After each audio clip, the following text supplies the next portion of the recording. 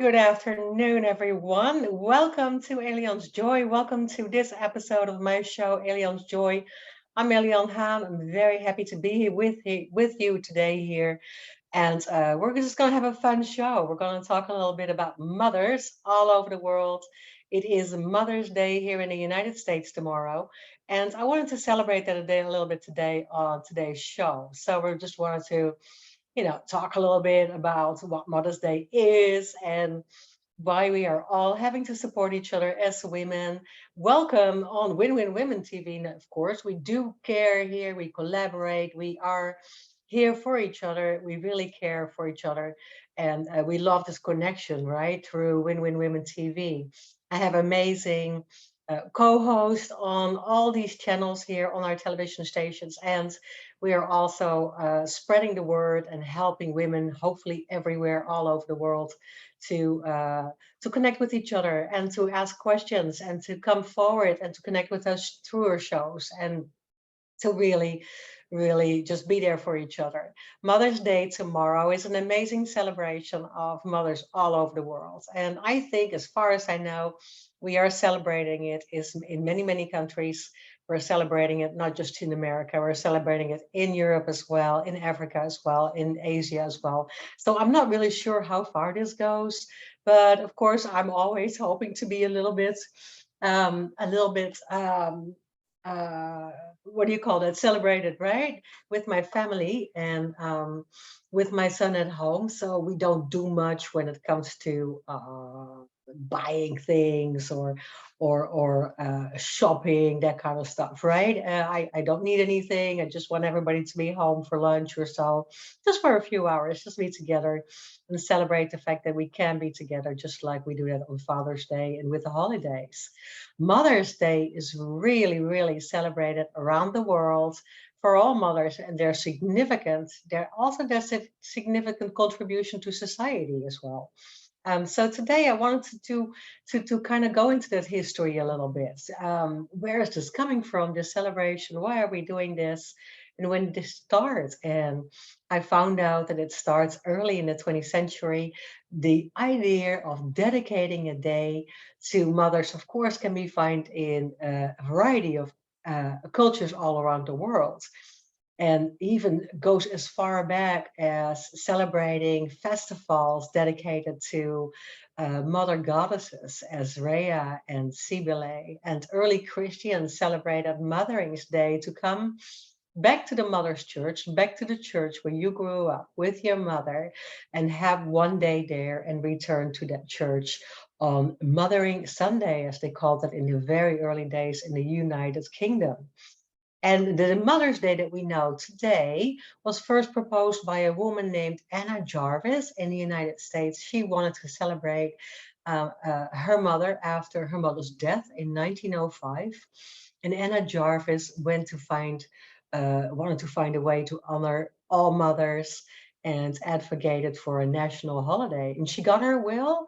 In 1914, President Woodrow Wilson signed a proclamation designing the second Sunday in May, or designating the second Sunday in May to a Mother's Day, right? So we can celebrate that together and celebrate each other as well. So I celebrate all the mothers around me. My mother, of course, uh, who has passed a long time ago, but celebrating her, celebrating my aunts, my nieces, my cousins, my mother-in-laws, my ex-mother-in-law, celebrating them for the amazing things they did, and just celebrating my friends, my church members, all the mothers around me that I know that are doing an amazing job every day.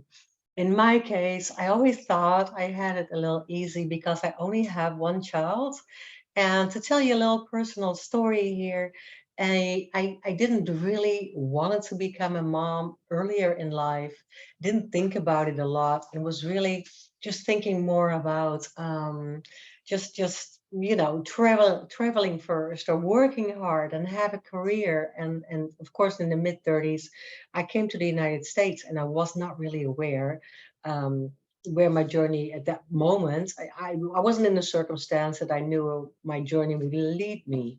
and I couldn't really tell what would happen when I moved to the United States. If I didn't have a plan to establish a family right off the bat. I didn't know if I was going to stay for a long time. I didn't know if I was supposed to be here or go back to the Netherlands. So now, of course, I can say yes, I was supposed to be here. I'm so glad I'm here. But at that point, I didn't have a plan. I was really somewhat lost. It was a consequence of a consequence bunch of years that had led through some trauma and had led me on some unexpected journeys. So when I was here, I kind of started all over again, and I was in my mid 30s. And so I became a mother when I was 41. And that was the most amazing day of my life, of course. I didn't know I was going to be a mom that late in life. And um, didn't really, I was never prepared. I don't know if you're prepared. I don't think there's a manual for being a mom and for, uh, you know, handling kids and how to do this thing, growing, having kids and having them grow up around you. It's an amazing experience. For me, my child, my son, I raised him with roots. I gave him a good set of roots here, right? I could say I did my best. I tried everything to be a good mom. And I also tried to give him wings and tell him, to go explore the world and to go see the world and to go see what's out there and to go to college or get a great job and try to find out where you need to be, because that's not obviously not clear when we're very young. So everybody has to do their own exploring. Everybody has to go through their own journey. But I found out after empty nesting that it was a really difficult time, and that you go through this withdrawal and you go through this emotional overload of thoughts. What are they doing? Are they okay? You care constantly. It sometimes becomes a little bit of a worry. Sometimes it becomes a crazy anxiety thing, right? I do help patients with that as well. And then at that point, I say, you cannot let your anxiety about the kids overtake. It is in God's hands. It is in the spiritual hands. It is in it's not up to you to control and dominate that. You just need to let go and try to trust, right? You do the job, and at some point you just have to say, I did what I can. And of course, I made mistakes. Of course, I did make mistakes. We had everything going on: family, school, friendships, college, endless sports weekends, right? The first jobs, holidays, long holiday afternoons in the malls, and then curled up by the fireplace at home. So you try to do all these things right, and hallelujah out there to all the moms that have more kids than one, because I think you're amazing. I think one was already an emotional challenge and journey. And so I celebrate all moms around me that have more kids. And sometimes they say it's easier when you have more kids, right? You just know they're there, and you just are less right on them compared to having only one child. But there was always chaos, and I'm sure that I made many mistakes. One of the things that I always did and that I did well is communicate. We had our special time, we had our quality time, not so much quantity. It was not up to me to say all the time, like, oh, we're gonna do we're gonna do this and that together. I gave my son a lot of freedom when he got older to go to his friends and go around. But I wanted a little bit of quality time together so we could be together, have these talks about life. And of course, I like talks about life, right? I'm a midlife and transformation coach. I'm a life coach. I like talking about things because I know that communication, and I see that with my clients, is a big part of it. So if you can communicate well, then a lot of things are a lot easier if we can explain ourselves well, if we can explain our needs and our wants, if we can explain why we have thoughts that we're going a certain way, if we can explain our actions and circumstances, it is a lot easier. And I've always been able to do that well with my son. We still talk a lot, and I'm proud of that. We still communicate a lot when it comes to life issues and choices, right? There's challenges, there's choices. You can make a change. and you have the choice to change that. You're in charge of these things, right? I love all these C words, right? The challenges and the changes, the choices, and the fact that you're in charge of the outcome um, during circumstances, right? I love all that. So if you're thinking about how you can bring all that, try to always communicate, try to always admit your mistakes, say sorry when needed. Um, Kids, when they start understanding that, when they're becoming teenagers, they start understanding that. So that was a big part of the things that I was proud of. Some other women, for that was my story, right? And that was only one. Some women did amazing jobs in history. Remember Queen Victoria, the United Kingdom? She was a mother to 9 children, and she was reigning this country, the United Kingdom.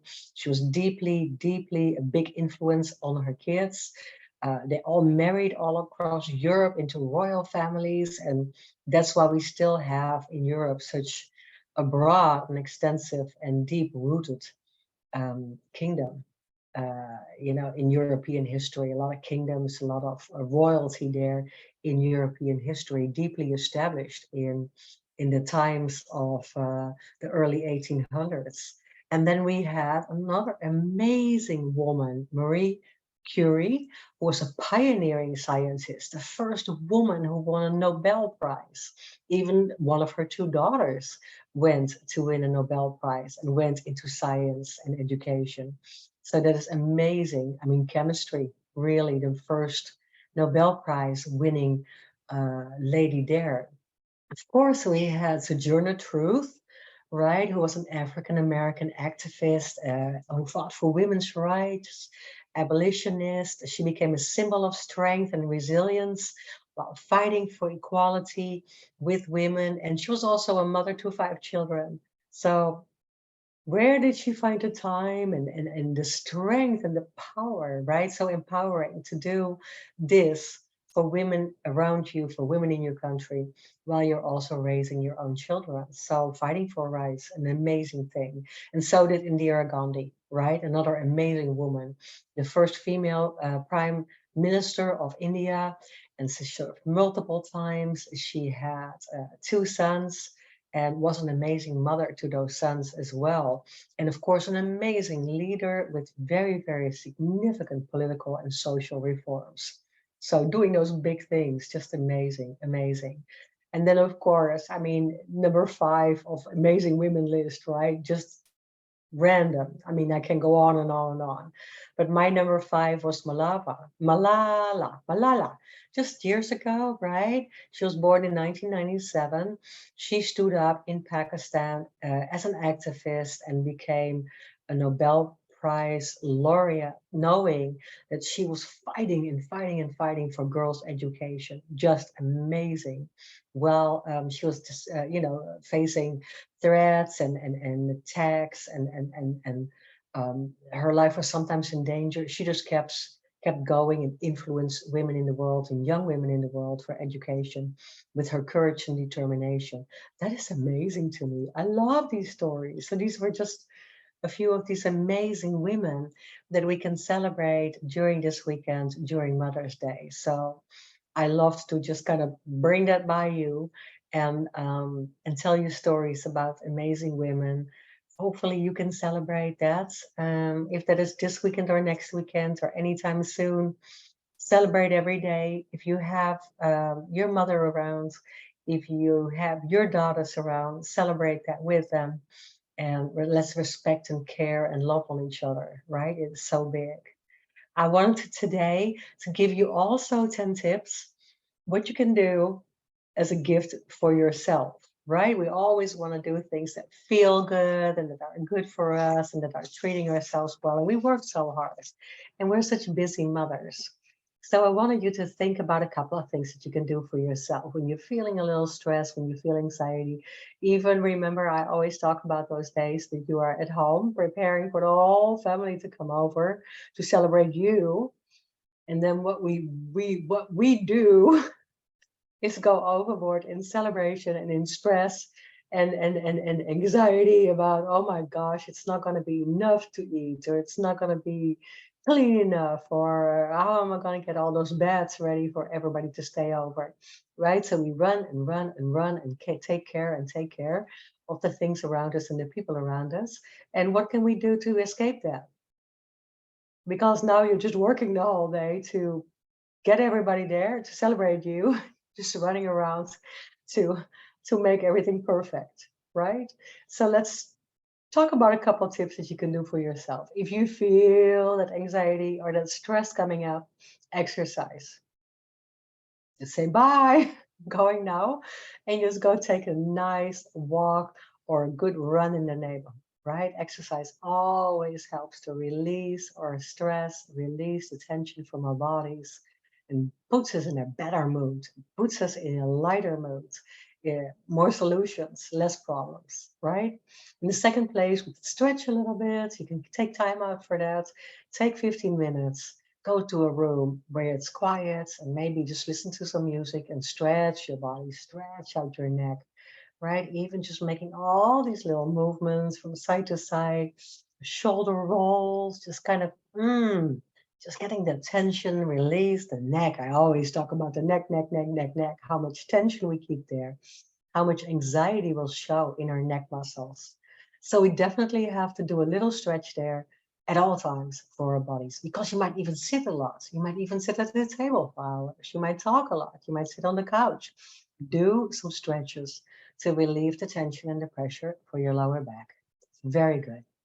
And then number three, we need to take some deep breathing. So if you step away, this is a good one, and you feel a little busy, and you step away from the crazy, then you can take some good deep breath. And I have done many shows on breathing techniques, just a deep belly breath and just a slow, even slower exhale is very good for you. If you do that 10 times, or you go into that box breathing technique that I've talked about, or you go into the 5-7-8 technique that I talk about, anything you would like to do, just do it 10 times.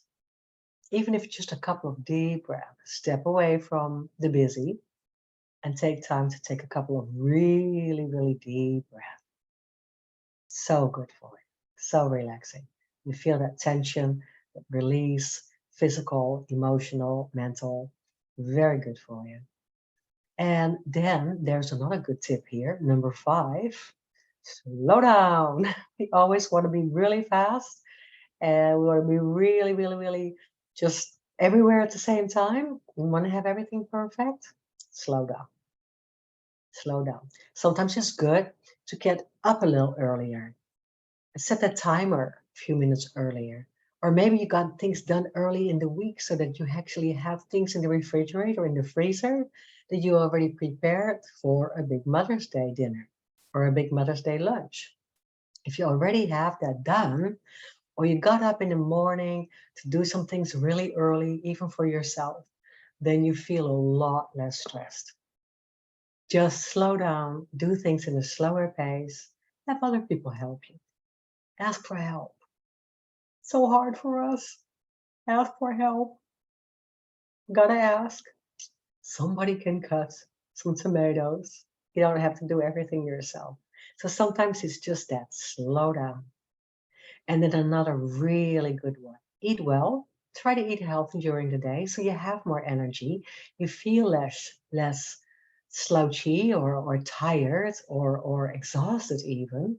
So if we eat well, even the days coming up before a celebration, or we give ourselves a good, healthy diet for the next days to come, give that to yourself.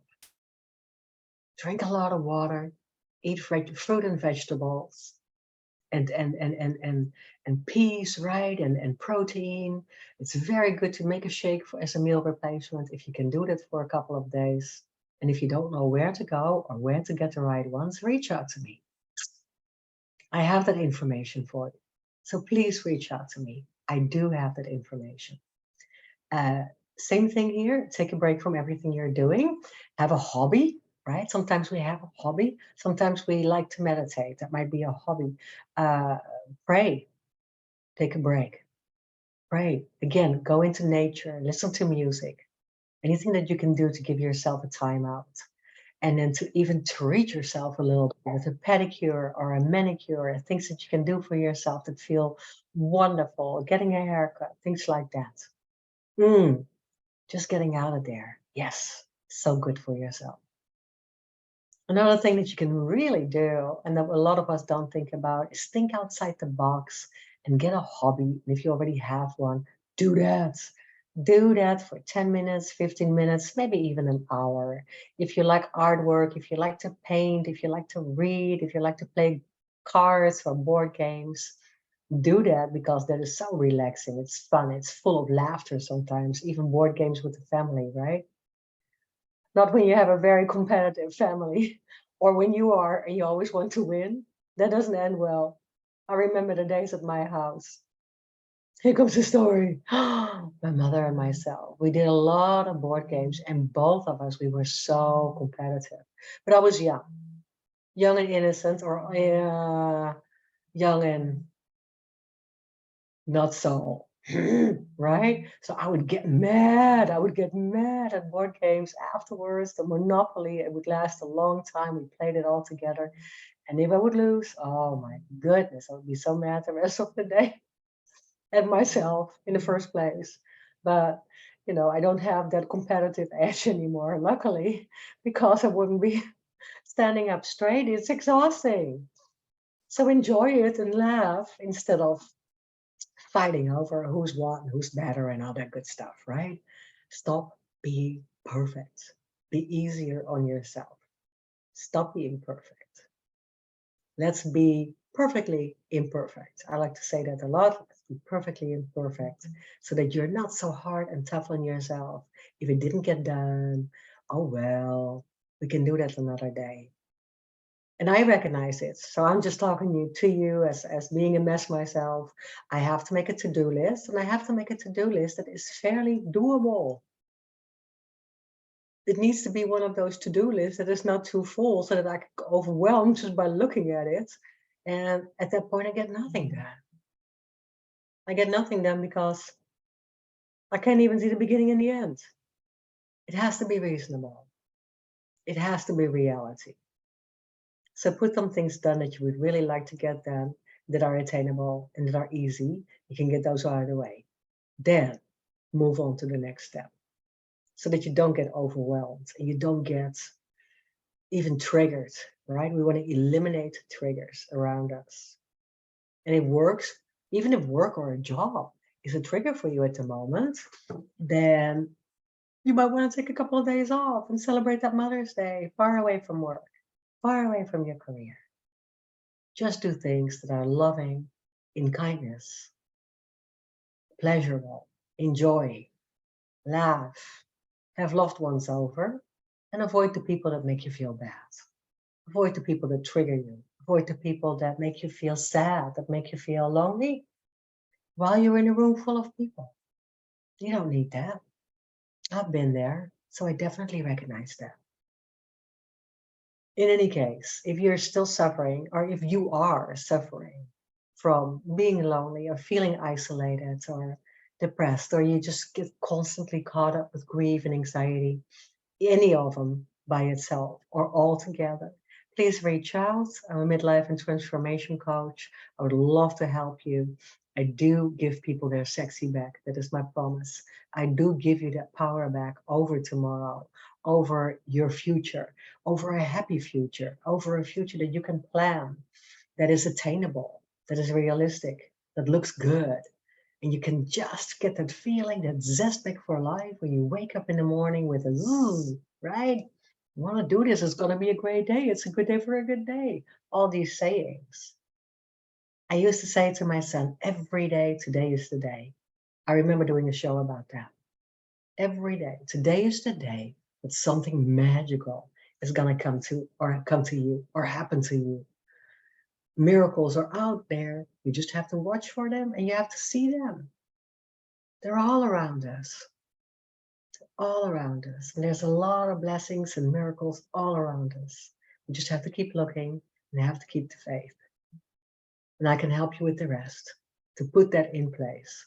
So please reach out, elionhaan.com. You can find me on my website, www elianhaan.com. You have all the information, of course, in the show description. And you can find me on Facebook and all those social media site, LinkedIn, Elian Haan. And I love it that you're watching today. I love it that you're being with me. I appreciate that. I send you lots of blessings and lots of fun and laughter and happiness surrounding you on Mother's Day. Have a wonderful weekend and thank you for watching. I'll see you next week.